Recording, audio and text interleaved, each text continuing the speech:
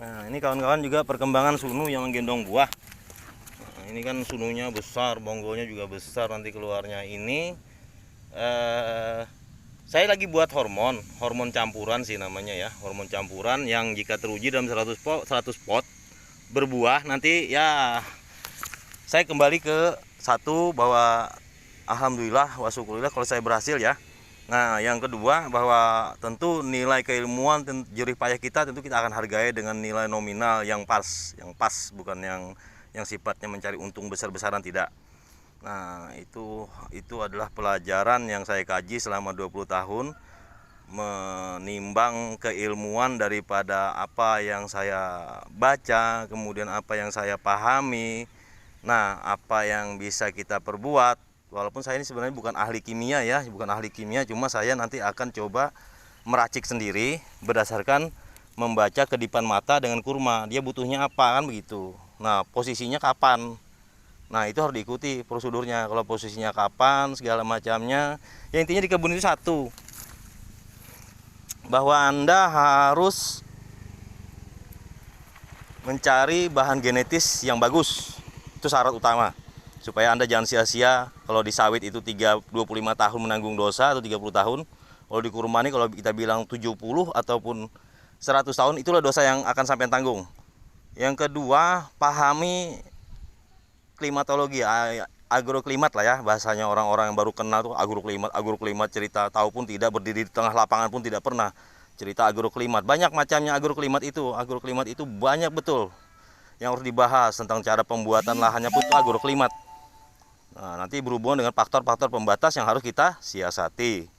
Nah, yang ketiga, nutrisi. Jadi komposisi nutrisi, saya kemarin cerita itu dengan kawan di Kalsel sini, saya ceritakan namanya ketidakseimbangan nutrisi itu, dia langsung menyahut, namanya instan kan. Saya ceritakan ketidakseimbangan nutrisi langsung menyahut 92525. Bukan itu yang dimaksud ketidakseimbangan nutrisi. Anda goyang tanaman Anda yang ketidakseimbangan nutrisi itu bukan itu. Siapkan pelurunya dulu, siapkan semuanya dulu untuk bisa menampung asimilatnya tadi loh. Asimilatnya itu bisa tertampung, Anda bisa, tanaman pun bisa dengan leluasa menampung di pinggulnya itu kan. Semua tuh lihat badan manusia tuh, pinggulnya besar kan. Pinggul manusia besar itu sebenarnya bagian daripada untuk menarik, mengangkat dan segala macamnya agar semua tersimpan dengan bagus kan begitu. Tidak instan langsung 92525 dikocorkan langsung berbuah, tidak ada begitu. Kalau ada yang begitu itu orang nggak tahu kebun itu. Nah, saya sengaja mengupload ini, menyampaikan ini supaya kawan-kawan paham, ikuti prosedurnya, ikuti cara-caranya supaya Anda mendapatkan hasil yang maksimal. Nah, yang ketiga, apa ya? Sebelum yang kelima itu kan lah ya, itu manusianya, sumber dayanya dulu. Sumber daya tadi kembali ke orang-orangnya itu. Orang-orang itu punya basic hobi atau memang itu bakatnya atau memang, jadi dudukan, pantaskan diri Anda sekalian pada kepantasan yang diberikan oleh Allah Ta'ala, dan itu sudah ada di dalam diri masing-masing. Jadi tidak ada itu namanya cerita dipaksa-paksa orang suka berkebun harus berkebun, tidak ada. Coba lihat nanti degradasinya seperti apa. Satu nanti jadi pekebun, satu jadi penyuplai buah, yang kedua jadi pengecer jualan buahnya, yang ketiga jadi orang yang ahli di dalam pupukannya dan segala macamnya lah. Tidak ada. Allah itu maha adil. Tidak ada semua orang bisa menguasai dalam suatu rangkaian kegiatan satu objek. Tidak ada. Saya yakini itu. Karena kalau ada seperti itu, saya ingin bertanya di mana orangnya kan begitu. Tidak ada lah. Contoh, seorang akademisi itu belum tentu tahu dia tentang lapangan. Saya jujur itu. Karena banyak pula di kebun saya itu S2 saya jadikan kerani panen. Tidak ada itu, tidak ada ceritanya. Jadi saya ceritakan ini apa adanya, dan banyak juga yang cuma lulusan SPMA jadi manajer, banyak. SPMA yang dibawahi malah S1, S2.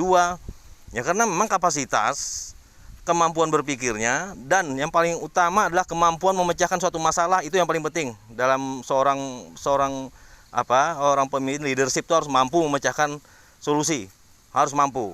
Jadi bukan melemparkan solusi.